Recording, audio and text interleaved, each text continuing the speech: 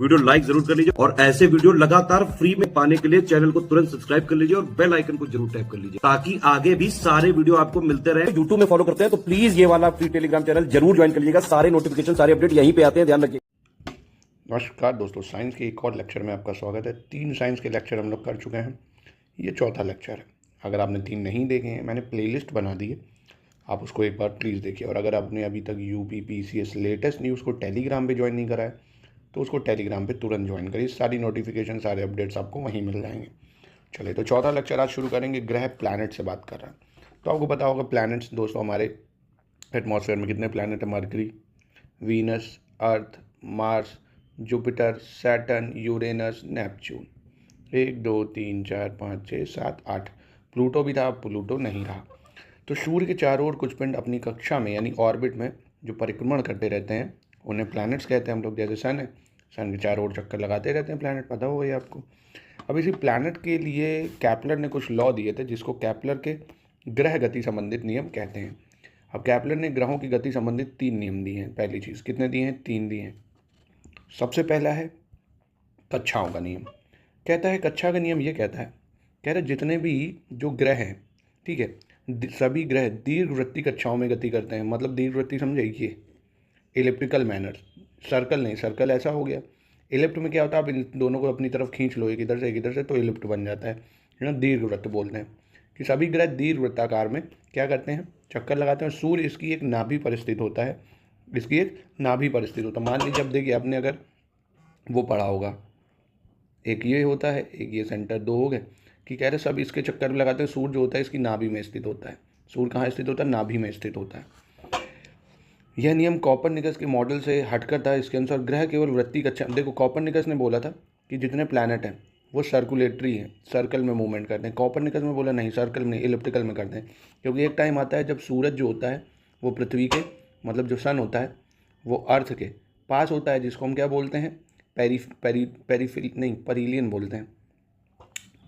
देखो ये याद रखो, जब सन और अर्थ पास होते हैं, पी से पास, तो पी से परीलियन, परीलियन बोलते हैं उसको, PERIHELION, परीलियन बोला जाता है जब सूरज और धरती पास में होते हैं, उसको पेरीलियन बोलते हैं। और ये होता है 3 जनवरी को, इंपॉर्टेंट है, याद रखना है।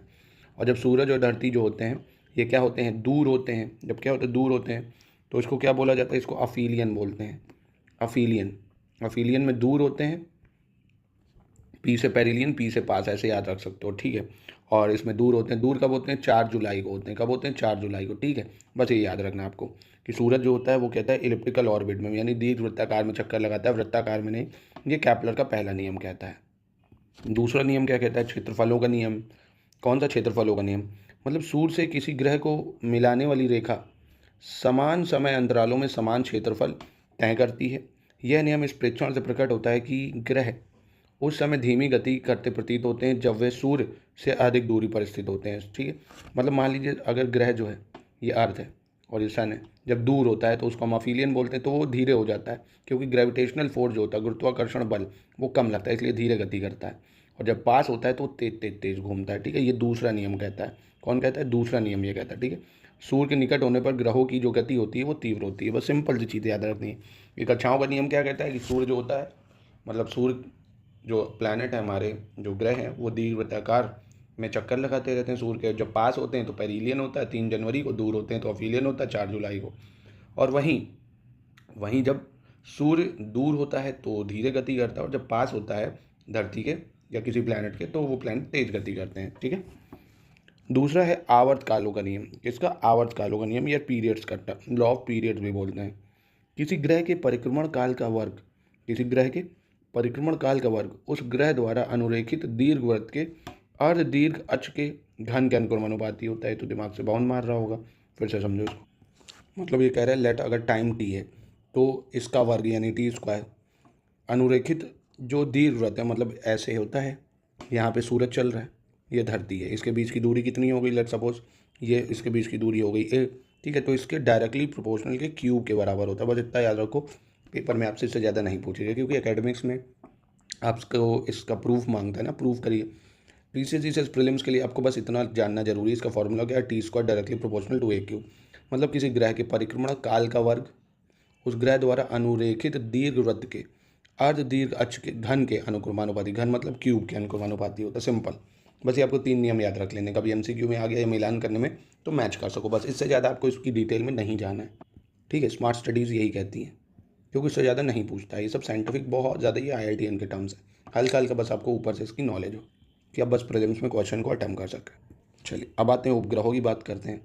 कह रहा है ऐसे आकाशीय पिंड जो किसी ग्रह के चारों ओर चक्कर लगाते हैं, ठीक है। उपग्रह क्या होते हैं? जो ग्रह के चारों ओर चक्कर, जैसे चंद्रमा है ना, उसे उपग्रह कहते हैं, ठीक है। अब ये दो प्रकार के, एक तो प्राकृतिक उपग्रह जैसे चंद्रमा होता है, दूसरा कृत्रिम उपग्रह होता है, ठीक है। जैसे आर्टिफिशियल सैटेलाइट जो हम बनाते हैं ना, ये जो अपनी अपनी सैटेलाइट भेज देते हैं उसको बोलते हैं, ठीक है।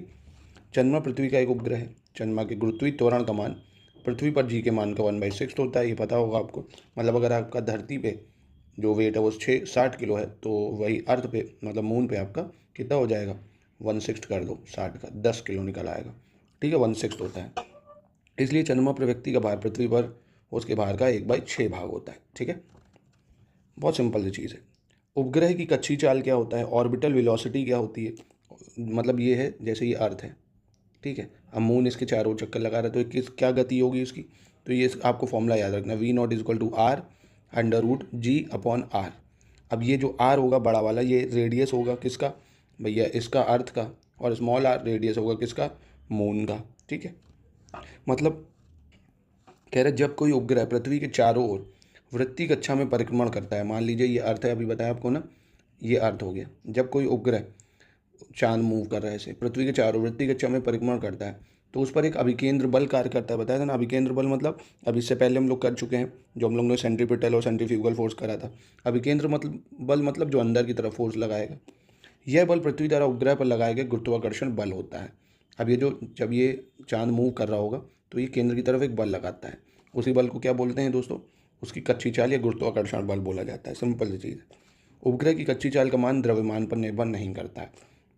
अभी जो ऑर्बिट पे कितना घूम रहा है ये उसके द्रव्यमान पर निर्भर नहीं करेगा, पहला पॉइंट। और अधिकतम ऊंचाई पर उपग्रह की कक्षीय चाल जो होती है वो न्यूनतम होती है। जब मैक्सिमम हाइट पे होता है उपग्रह तो उसकी कक्षीय चाल क्या हो जाती है? न्यूनतम हो जाती है, ठीक है। अब ये सब सैटेलाइट के लिए भी है, जैसे अब GPS सैटेलाइट जो घूमती रहती हैं अर्थ के चक्कर लगाने में, वो सब ऐसे ही चलती हैं, ठीक है। और कक्षीय चाल क्या होती है आपको याद रखना, 8 किलोमीटर पर सेकंड, ठीक है। कक्षीय चाल क्या होती है? 8 किलोमीटर पर सेकंड, या ऑर्बिटल वेलोसिटी, मतलब ये जो सैटेलाइट्स घूमती है ना 8 किलोमीटर 1 सेकंड में घूम जाती हैं, ये आपको याद रखना है, MCQ में पूछ सकता है। चलिए अब देखते हैं भू उपग्रह यानी अर्थ की सैटेलाइट, जो अर्थ सैटेलाइट यानी भू उपग्रह। भू उपग्रह एक वह पिंड है जो पृथ्वी के परितः परिक्रमण करते हैं, मतलब अर्थ के आसपास घूमते रहते हैं भाई सैटेलाइट। इनकी गतियाँ ग्रहों की सूर्य के परितः गतियों के बहुत समान होती है, अतः केपलर के ग्रहों की गति संबंधी नियम इन पर भी समान रूप से लागू होते हैं। जितनी भी अर्थ सैटेलाइट होती हैं वो सब इसी लॉ पे काम करती हैं। विशेष बात यह है कि इन उपग्रहों की पृथ्वी के परितः कक्षाएँ वृत्ताकार अथवा दीर्घाकार होती हैं, ठीक है। मतलब ये सर्कुलर होती हैं, ऐसे दीर्घवृत्ताकार नहीं होती। ये भी हो सकती हैं अगर इस्टेब्लिश करना चाहेंगे। पृथ्वी का एकमात्र प्राकृतिक उपग्रह चंद्रमा है। कौन है? चंद्रमा है, जिसकी लगभग वृत्ताकार कक्षा और 27.3 दिन तक परिक्रमण काल है, जो चंद्रमा की अपनी कक्ष में घूरता रहता है। मतलब कहने का मतलब है कि अर्थ का चक्कर जो है चंद्रमा सर्कुलर ऑर्बिट में लगाता है, 27.3 दिन में इसका चक्कर लगा लेता है पूरा। अब देखते हैं तुल्यकाली तथा ध्रुवीय उपग्रह क्या होते हैं। तुल्यकाली और ध्रुवीय उपग्रह, देखिए कह रहा है उपग्रह जो पृथ्वी की विषुवत वृत्त, विषुवत मतलब इक्वेटर की बात कर रहे हैं, कहाँ पे विषुवत मतलब ये जो बड़ा वाला वृत्त होता है, विषुवत वृत्त के तल में पृथ्वी के परितः वृत्तीय कक्षा में 24 घंटे के आवर्तकाल से परिक्रमण करते हैं, उसे तुल्यकाली उपग्रह कहते हैं। जो मतलब विषुवत रेखा यहाँ यहाँ यहाँ ऐसे इक्वेटर के पास घूमते रहते हैं 24 घंटे, उसको क्या बोलते हैं? जियो स्टेशनरी या तुल्यकाली उपग्रह बोला जाता है, ठीक है। तुल्यकाली उपग्रह क्या होता है? जो विषुवत रेखा यानी इक्वेटर के पास ऐसे ऐसे ऐसे घूमते रहते हैं, ठीक है। स्पष्ट है क्योंकि पृथ्वी समान आवर्तकाल से अपने कक्ष पर घूर्णन करती है, अतः यह उपग्रह पृथ्वी के किसी भी बिंदु से स्थिर प्रतीत होगा और पृथ्वी के पृष्ठ से इतनी अधिक ऊंचाई तक ऊपर फेंकने के लिए अत्यंत शक्तिशाली रॉकेटों की आवश्यकता होती है। अब देखो ना, जब हमें जियो स्टेशनरी सैटेलाइट लगानी होती है तो हम क्या करते हैं? ऑर्बिट में उसको सेट कर देते हैं, और जब हमें ध्रुवीय लगानी होती तो रॉकेटों से लगाया जाता है ना, पोल सैटेलाइट समझे ना, ऐसे ऐसे लगाया जाएगा। एक चीज़ समझ लो, जियो स्टेशनरी जो ऐसे घूमेगी इक्वेटर से, और जो आपका ध्रुवीय उपग्रह होगा वो ऐसे ऐसे पोल से 90 डिग्री ऐसे ऐसे घूमेगा, ठीक है, समझ गए ना। इसके लिए ज़्यादा ताकत चाहिए होती है हमको, क्योंकि ये तो इक्वेटर के साथ घूमता ही रहता है उसी फोर्स से। पोल पे घुमाने के लिए हमें ज़्यादा रॉकेट होगी, मतलब रॉकेटों की अधिक शक्तिशाली रॉकेट चाहिए होते हैं। तो ये असर्शन रीजन में पूछ सकता है कि जब आपको ध्रुवों में सैटेलाइट लगानी हो तो अधिक शक्तिशाली रॉकेट की आवश्यकता होती है या तुल्यकाली लगानी होती है तब ज़्यादा आवश्यकता होती है। ठीक है, तो इसको याद रखना सिंपल है, बस छोटे से नोट्स बना लो इसको बस। अब देखते हैं पलायन वेग या एस्केप वेलोसिटी क्या होती है। बहुत आसान होता है, देखिए समझिए। पलायन वेग वह न्यूनतम वेग है जिससे किसी पिंड को ऊर्ध्वाधर ऊपर की ओर फेंकने पर वह पृथ्वी के गुरुत्वीय क्षेत्र से बाहर निकल जाता है और पृथ्वी पर कभी वापस नहीं लौटता है। ऐसे तो हनुमान जी ही फेंक सकते हैं सिर्फ, मतलब ऐसा उसको फेंको किसी चीज़ को जो जो हमारा एटमॉस्फेयर है ना, ग्रेविटी जहाँ तक है उसके बाहर निकल जाए तो वापस गिरेगा ही नहीं। तो ये तभी पॉसिबल है जब उसको कितनी स्पीड से फेंकें, 11.2 किलोमीटर प्रति सेकंड की वेग से फेंकें। 11.2 किलोमीटर प्रति सेकंड इंपॉर्टेंट है, आपको ये याद रखना है कि इसकी वेलोसिटी कितनी होती है, या पलायन वेग 11.2 किलोमीटर प्रति सेकंड होता है। ठीक है, पलायन वेग से फेंकने के लिए पिंड को दी गई गतिज ऊर्जा पलायन ऊर्जा कहलाती है। अब गति ही तो मिल गई ना, वेलोसिटी मिल गई उसको, तो उसी को पलायन ऊर्जा कह देते हैं। और ये कितनी होती है, 11.2 किलोमीटर प्रति सेकंड। ठीक है, चंद्रमा पर वायुमंडल नहीं पाया जाता है। वायुमंडल अनेक गैसों का मिश्रण होता है, आपको पता है। चंद्रमा पर पलायन वेग का मान कम है, कितना है, 2.4 किलोमीटर पर सेकंड। तो अब आपसे यहाँ दो सवाल बना सकता है कि धरती पे पलायन वेग ज़्यादा है या चंद्रमा पे। तो जहाँ पे भी एटमॉस्फेयर होगा वहाँ पे पलायन वेग यानी एस्केप वेलोसिटी ज़्यादा होगी। तो धरती पे ज़्यादा है, 11.2 किलोमीटर प्रति सेकंड है। वहीं चांद पे 2.4 किलोमीटर प्रति सेकंड है। ये आपको याद रखना पड़ेगा, एग्जाम में आपसे मैचिंग करने में दे सकता है या असर्शन रीजन में दे सकता है, तो आपको याद रखना है इसको। धरती पर पलायन वेग आपको याद ही है, और चंद्रमा पर पलायन वेग से गैस के अणुओं का वेग ज़्यादा होने के कारण, जो चंद्रमा पर पलायन वेग से गैस के अणु ज़्यादा होने के कारण वे वहाँ से पलायन कर जाते हैं। इसी कारण चंद्रमा पर वायुमंडल संभव नहीं है। अब आपसे ये पूछ सकता है, असर्शन रीजन बना सकता है कथन कि चंद्रमा पर वायुमंडल संभव नहीं है, पूछे चंद्रमा पर वायुमंडल संभव नहीं है। ठीक, और कारण दे दिया। ठीक, अब कारण में दिया कि चंद्रमा पर जो गैस के अणु हैं, चंद्रमा पर गैस के अणुओं का वेग जो है वो पलायन वेग से ज़्यादा है, पलायन वेग से ज़्यादा है, इसलिए वो अणु जो है वहाँ से गायब हो जाते हैं, भाग जाते हैं, इसीलिए वहाँ पे एटमॉस्फेयर नहीं। तो बिल्कुल सही होगा। ठीक है, अब कोई आपसे पूछे ना चंद्रमा पे एटमॉस्फेयर क्यों नहीं है, क्योंकि चांद पे जो आपके क्या है, अणुओं का वेग जो है वो पलायन वेग से कैसा है, पलायन वेग से बहुत ज़्यादा है। अब यहाँ पलायन वेग है मात्र 2.4 किलोमीटर प्रति सेकंड, और अणुओं का वेग उससे ज़्यादा है, 5-6 किलोमीटर प्रति सेकंड, फट से वहाँ से भाग जाते हैं। ठीक है, तो इसलिए वहाँ पे एटमॉस्फेयर नहीं बन पाया है। ठीक है, तो आपको ये कथन कारण में कॉन्सेप्ट जब आप याद रखोगे तो आप सब कर ले जाओगे, तो ये याद रखिएगा। ठीक है, चलिए अब उपग्रह के कच्ची चाल एवं पलायन वेग में संबंध, बस सिंपल सा जो आपको एमसीक्यूज के फॉर्म में याद रखना है, बस उसको समझिए। पृथ्वी के समीप किसी उपग्रह की कच्ची चाल, पृथ्वी के समीप किसी उपग्रह की, मान लीजिए चंद्रमा की कच्ची चाल V0 है, और पृथ्वी तल से फेंकी गई किसी वस्तु का पलायन वेग, मान लीजिए आपने कोई चीज़ ऑब्जेक्ट फेंका, उसका पलायन वेग VE है, तो फॉर्मूला क्या बनता है, फॉर्मूला बनता है VE is equal to 1/2 V0। ये फॉर्मूला आपको याद रखना है, VE इज इक्वल टू 1/2 की पावर V0। ठीक है, आपको ये फॉर्मूला याद रखना है, या कि इतनी ज़रूरत भी नहीं पड़ेगी, बस कॉपी याद रखो। स्पष्ट है कि यदि पृथ्वी के समीप चलकर काटते किसी उपग्रह की कच्ची चाल किसी कारणवश बढ़कर √2 गुनी हो गई तो उपग्रह अपनी कक्षा को छोड़कर पलायन कर जाएगा। तो सिंपल सी चीज़ बस इतना याद रखो कि जब भी पलायन वेग किसी ऑब्जेक्ट का ज़्यादा होगा जितना धरती पे है, तो वो उससे बाहर हो जाएगा। 11.2 से ज़्यादा किसी ऑब्जेक्ट का हुआ तो वो धरती से बाहर चला जाता, बस इतना याद रखना है। चलिए, उपग्रहों की ऊर्जा, किसी कक्षा में घूमते हुए उपग्रहों की कुल ऊर्जा जो होती है उसकी गुरुत्वीय स्थितिज ऊर्जा और गतिज ऊर्जा का योग होती है। क्या होती है, घूमते हुए उपग्रहों की जो कुल ऊर्जा क्या है भाई, जो उसकी गुरुत्वीय स्थितिज ऊर्जा है प्लस जो गतिज ऊर्जा है जो मूव कर रहा है, वो उसको कहते हैं उसके घूमते हुए की टोटल ऊर्जा। गुरुत्वीय स्थितिज ऊर्जा क्या होती है, U = -G MEM/R। गतिज ऊर्जा क्या होती है, 1/2 G MEM/R। देखिए, अब मान लीजिए ये आपकी अर्थ है, इसका मास हो गया है, और ये चंद्रमा है जो इसकी चक्कर लगा रहा है, इसका स्मॉल है, बीच की दूरी हो गई R। बस फॉर्मूला लगा लो, 1/2 इसका मास और इसका मास अपॉन R हो गया। ठीक है, और उपग्रह की कुल ऊर्जा ये हो गई। तो आपको ये नहीं भी याद रखोगे चल जाएगा, क्योंकि ये साइंस के बहुत टेक्निकल हैं, ये बहुत ही टेक्निकल वाले जो एग्जाम्स होते हैं उसमें पूछ सकते हैं। अभी आप बस इतना याद रखोगे तो काम चल जाएगा, जो सच्चाई है। कोई भी आप प्रीवियस ईयर क्वेश्चन उठाइए। ठीक है, चलिए, उपग्रह की बंधन ऊर्जा या बाइंडिंग एनर्जी ऑफ सैटेलाइट क्या होती है। देखिए, किसी उपग्रह को उसकी कक्षा में पलायन करने हेतु आवश्यक ऊर्जा की जो मात्रा को उपग्रह की बंधन ऊर्जा कहते हैं। ठीक है, मतलब कि कोई भी सैटेलाइट है, ठीक है, अगर उसको अपनी कक्षा में घूमना है तो जो उसको एनर्जी चाहिए होगी भाई, तो उसकी क्या कहलाएगी, बंधन ऊर्जा कहलाएगी। ठीक है, अब जो उपग्रह की बंधन ऊर्जा है वो उपग्रह की कुल ऊर्जा के बराबर होती है और उपग्रह की गतिज ऊर्जा के बराबर होती है। ठीक है, यदि उपग्रह की गतिज ऊर्जा 2 गुनी कर दी जाए, उपग्रह की गतिज ऊर्जा 2 गुनी, ज़्यादा तेज़ी से घूमने लगे, तो उपग्रह अपनी कक्षा से पलायन कर जाएगा। मतलब वो वहाँ से गायब ही हो जाएगा, क्योंकि उसका क्या बढ़ गया, पलायन वेग बढ़ गया। समझ लो, बस आसानी से समझो, जितना जिस स्पीड से वो घूम रहा है उसी से घूमेगा। जैसे उसकी स्पीड बढ़ी तो वो वहाँ से गायब हो जाएगा, इसकी वेलोसिटी उसकी बढ़ जाएगी तो अपनी कक्षा से पलायन कर जाएगा। अब किसी उपग्रह का परिक्रमण काल क्या होता है, टाइम पीरियड क्या होता है सैटेलाइट का। किसी उपग्रह द्वारा ग्रह के चारों ओर एक परिक्रमण पूरा करने में जो समय लगता है, अब मतलब मान लीजिए जैसे चंद्रमा है, चंद्रमा को एक परिक्रमण करने में जो समय लगेगा उसको उसका परिक्रमण काल बोलते हैं। अब जैसे धरती है, अर्थ सूरज का चक्कर 24 घंटे में लगा दिए तो परिक्रमण काल 24 घंटे हो गए, समझ लो, ये होता है उसका। तो ये होता है परिक्रमण काल, ये नहीं याद रखो आप। चलिए, अब ग्रह वाला काम खत्म। अब आ जाता है सरल आवर्त गति क्या होती है। अब देखिए, आपने घड़ी देखी होगी, टिक टिक टिक की पेंडुलम ऐसे ऐसे करता रहता है ना।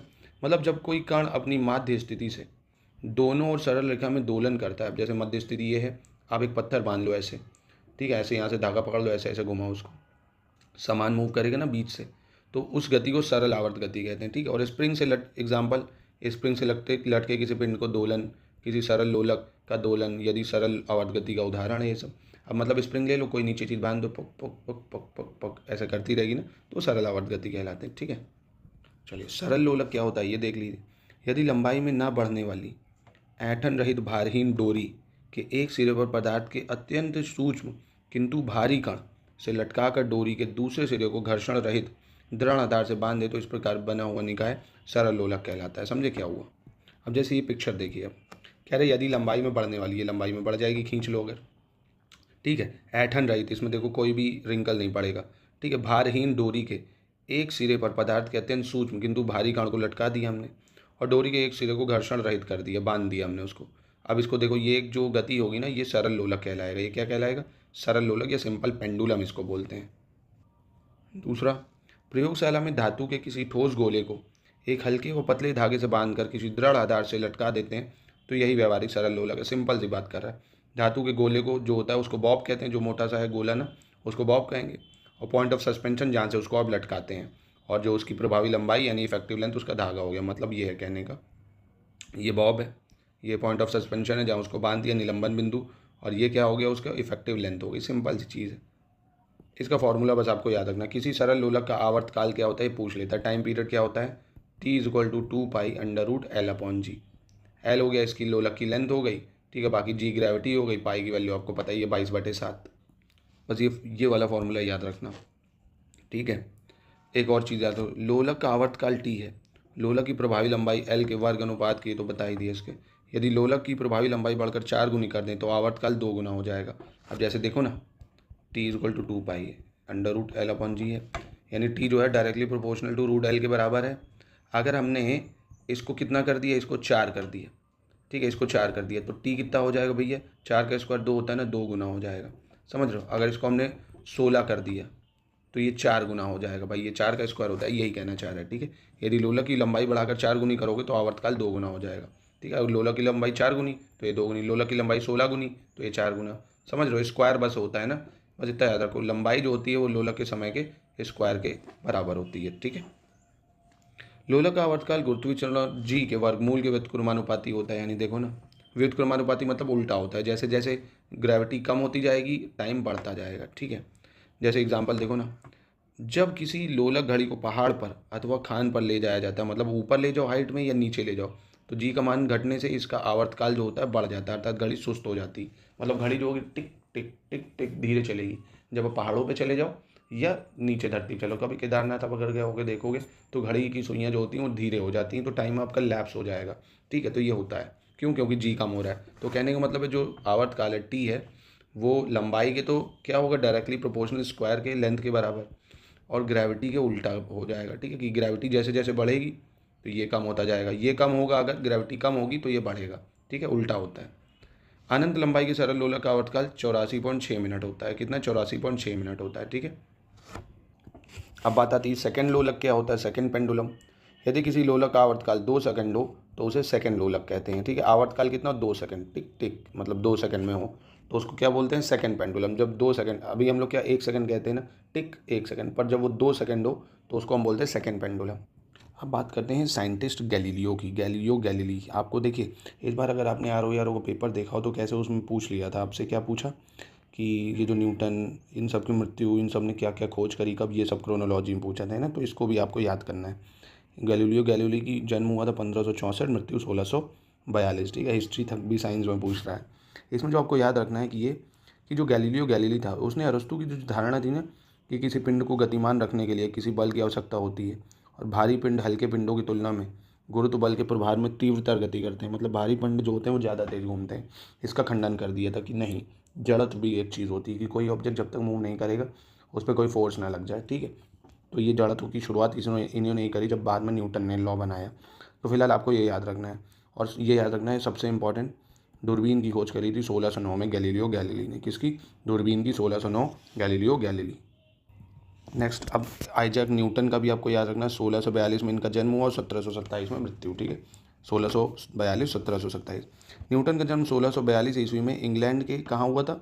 वुल्सथॉर्प नामक शहर में हुआ था, इंग्लैंड के, ठीक है। संयोगवश इसी वर्ष गैलीलियो का भी देहांत हुआ। गैलीलियो का देहांत कब हुआ? इसी वर्ष हुआ। विद्यालय जीवन में उनकी अद्भुत गणितीय प्रतिभा, और ये सब तो आपको याद नहीं रखना है, बस अब ये याद रखो। बाकी न्यूटन्स के लॉज इंपॉर्टेंट रहते हैं जो हम लोग देख ही चुके हैं। अब यहाँ आ जाओ। अब द्रवों के यांत्रिक गुण क्या होते हैं, ठीक है। द्रवों के यांत्रिक गुण, सबसे पहले इलास्टिसिटी यानी प्रत्यास्थता। किसी ठोस की एक निश्चित आकृति तथा आकार होता। अभी आप जैसे बाई चांस जहाँ बैठे हो, टेबल होगी, तो देखो एक ठोस है, उसकी एक शेप है, आकार है। किसी पिंड की आकृति तथा आकार को बदलने के लिए एक बल की आवश्यकता होगी। अब कोई प्लास्टिक है, जैसे उसको आपको चेंज करना है, च्युइंगम है, तो ऐसे खींचोगे बढ़ जाएगा, पर सॉलिड को चेंज करने में आपको उसको काटना पड़ेगा, तोड़ना पड़ेगा, ज़्यादा बल लगाना पड़ेगा। यदि किसी कुंडलित स्प्रिंग के सिरों को धीरे से खींच कर विस्तारित किया जाए तो स्प्रिंग की लंबाई देखो बढ़ जाएगी। ये तो सबसे आसान है, इलास्टिसिटी मतलब खींचना किसी को। अब यदि स्प्रिंग के सिरों को छोड़ दें तो वह अपनी प्रारंभिक आकृति को पुनः प्राप्त कर लेगी। अब देखो ना यार, बचपन में देखा होगा, जो रबड़ होती, खींचो उसको वापस छोड़ दो, वापस वैसे ही हो जाएगी ना। इसी को उसकी इलास्टिसिटी बोलते हैं। यानी किसी पिंड का वह गुण जिससे वह प्रत्यारोपित बल को हटाने पर अपनी प्रारंभिक आकृति एवं आकार को पुनः प्राप्त कर लेता है, उसे प्रत्यास्थता कहते हैं, ठीक है। मतलब जब तक आप बल लगाओगे, इसको खींचे रहोगे, रबड़ को खींचे रहोगे, वो बढ़ जाएगी, पर जैसे ही छोड़ोगे, फोर्स हटाओगे, वापस आ जाती है, तो उसको प्रत्यास्थता बोलते हैं, ठीक है। ठीक है, याद रहेगा इसको। तथा उत्पन्न विरूपण प्रत्यास्थ विरूपण कहलाता है। विरूपण मतलब जो उसकी स्ट्रक्चर में चेंजमेंट हो गया, उसको प्रत्यास्थ विरूपण कहते हैं, ठीक है। जब एक पिंड पर बल लगाते हैं तो पिंडक में अपना प्रारंभिक आकार प्राप्त करने की प्रवृत्ति नहीं होती है और यह स्थायी रूप से विरूपित हो जाता है, पर जब जैसे ही हम उसको हटाते हैं वापस आ जाता है ना। इस प्रकार के पदार्थ को प्लास्टिक तथा पदार्थ के इस गुण को प्लास्टिकता कहते हैं। अब देखो, प्लास्टिक वगैरह क्या होती है, अब जैसे प्लास्टिक को आप खींच दो, ठीक है, तो वो उतनी ही रहेगी, बाद में वो नहीं बढ़ेगी। इलास्टिक ऑब्जेक्ट वो होते हैं, जैसे अब कहते हैं नहीं यार, कमर में इलास्टिक लोअर हो कि खींचो बढ़ गई, छोड़ दो वापस हो गई। पर अगर प्लास्टिक जो होगी उसको आप खींच दो, बढ़ गई, वापस नहीं बढ़ सकती वो, है ना, मतलब वापस अपना रूप नहीं ले पाएगी, वो वैसी ही रहेगी। ये अंतर होता है प्लास्टिक और इलास्टिक में, ठीक है। अब इसी प्रत्यास्थता के गुण के आधार पर दो प्रकार के होते हैं। तो पूर्ण प्रत्यास्थ वस्तु होते हैं, मतलब परफेक्ट इलास्टिक, बेहतरीन इलास्टिसिटी है, चड्डी में देखा होगा लगी होती है, अंडरवियर में मस्त इलास्टिसिटी, जितनी खींचो छोड़ दो वापस आ गई, है ना। जो वस्तुएं बाह्य बल को हटा लिए जाने पर अपनी पूर्व अवस्था को पूर्णता प्राप्त कर लेती है उसे हम क्या बोलते हैं? Perfect elasticity. और जो नहीं कर पाती हैं उसको क्या बोलते हैं? इम्परफेक्ट इलास्टिसिटी, ठीक है। तो पूर्ण प्लास्टिक वस्तुएं क्या होती हैं? इसी का उल्टा कर दो कि जो आप बल लगाओगे, बल को हटा लो और फिर भी वो अपनी पूर्व अवस्था को प्राप्त नहीं कर पाएंगे, उसको क्या बोलेंगे हम लोग? पूर्ण प्लास्टिक वस्तुएं, ठीक है। वास्तव में कोई वस्तु ना तो पूर्ण प्रत्यास्थ होती है और ना ही पूर्ण सुघट्य, बल्कि सभी वस्तुएं इन दोनों सीमाओं के भीतर होती है। मोटे तौर पर क्वार्ट्ज को पूर्ण प्रत्यास्थ वस्तु तथा मोम को पूर्ण सुघट्य माना जा सकता है, ठीक है। अब लिमिट क्या होती है भैया इलास्टिसिटी की या प्रत्यास्थता की? किसी वस्तु पर लगाए गए विरूपक बल की वह अधिकतम सीमा जिसके अंतर्गत वस्तु में प्रत्यास्थता का गुण विद्यमान रहता है, वस्तु की प्रत्यास्थता सीमा कहलाती है। मतलब लिमिट समझे इसकी क्या? मतलब रबड़ है आपके पास, आप खींचो उसको, एक टाइम अगर बहुत ज़्यादा खींच दोगे तो टूट जाएगी, तो लिमिट भी होती है ना हर ऑब्जेक्ट की। इलास्टिक ऑब्जेक्ट की भी फोर्स लगाने की एक लिमिट है कि आप उसको हद से ज़्यादा खींचोगे तो लिमिट एक्सेस फोर्स लगा तो वो टूट जाएगी, ठीक है। तो बस वही कह रहा है, किसी वस्तु पर लगाया गया विरूपक बल मतलब जो उसके रूप में परिवर्तन कर रहा है, अधिकतम सीमा जिसके अंतर्गत वस्तु में प्रत्यास्थता का गुण क्या होता है? विद्यमान रहता है, उससे प्रत्यास्थता सीमा कहते हैं, ठीक है। अब बहुत बढ़िया टॉपिक है स्ट्रेस, जो आप परमानेंट स्ट्रेस में ही रहते हो वही। स्ट्रेस क्या होता है? देखो, जो भी आपकी खोपड़ी में एक बल कार्य करता है, मतलब एक एरिया काम करता है आपके, मतलब एक एरिया में जो आपके फोर्स लगता है वही स्ट्रेस है। मतलब जब किसी वस्तु पर कोई बाह्य बल लगाकर उसके आकार या आकृति में परिवर्तन किया जाता है तो उस वस्तु की प्रत्येक काट यानी सेक्शन पर बाह्य बल के बराबर परंतु विपरीत दिशा में कुछ आंतरिक प्रतिक्रिया बल उत्पन्न हो जाता है, उसे प्रयास करता है, उसे क्या कहते हैं? हम प्रतिबल कहते हैं या स्ट्रेस कहते हैं।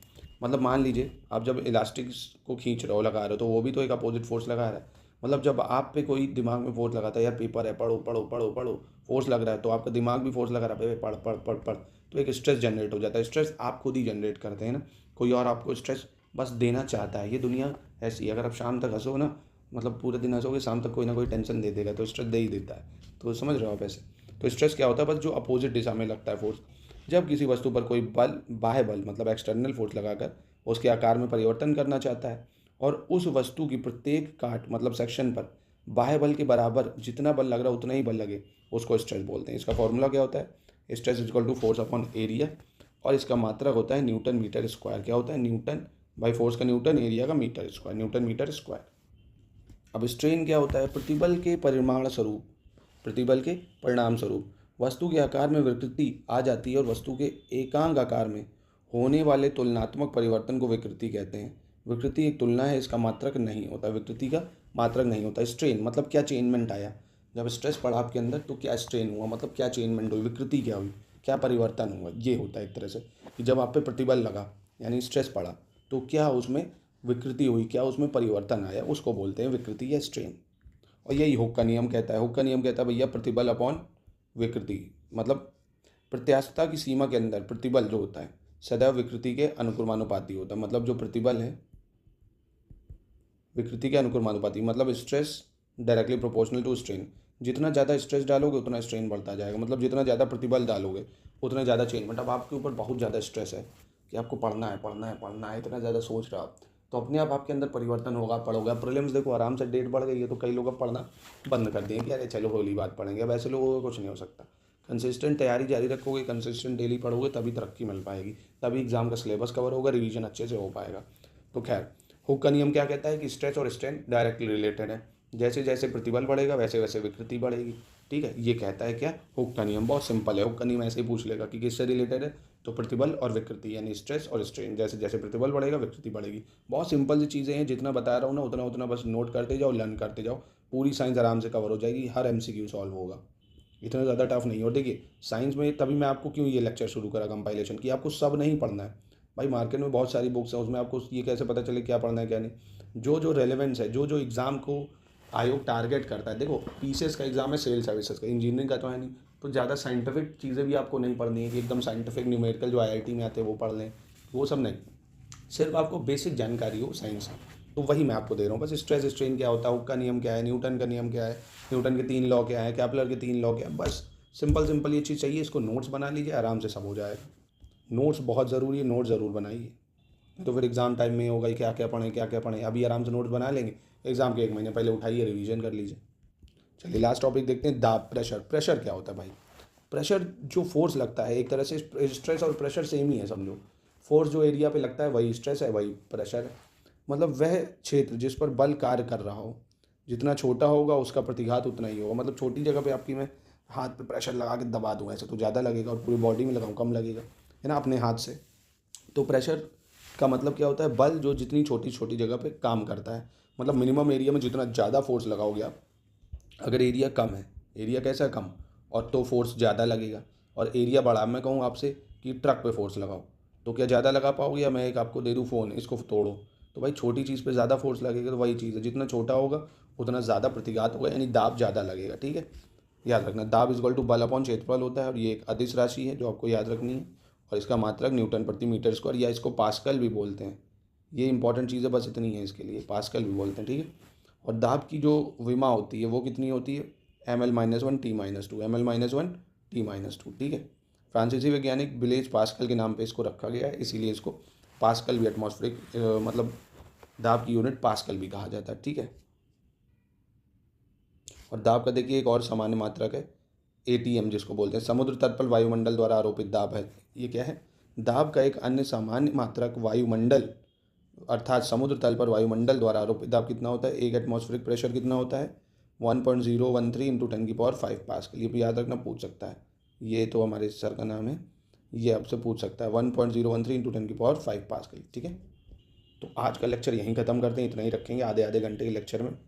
बहुत जल्दी साइंस खत्म होने वाली, फिजिक्स आपकी, फिर केमिस्ट्री शुरू करेंगे। तो दोस्तों जितना बताया इसको बस एक बार नोट्स बना लीजिए। ठीक है, छोटी छोटी चीज़ें, इन्हीं में से सब काम चल जाएगा। कैपलर के 3 लॉ, अफिलियन क्या है, परीलियन क्या है ना, कब पास होते हैं सन अर्थ, कब दूर होते हैं डेट, बस इन्हीं से सब काम हो जाएगा आपका। चलिए मिलते हैं नेक्स्ट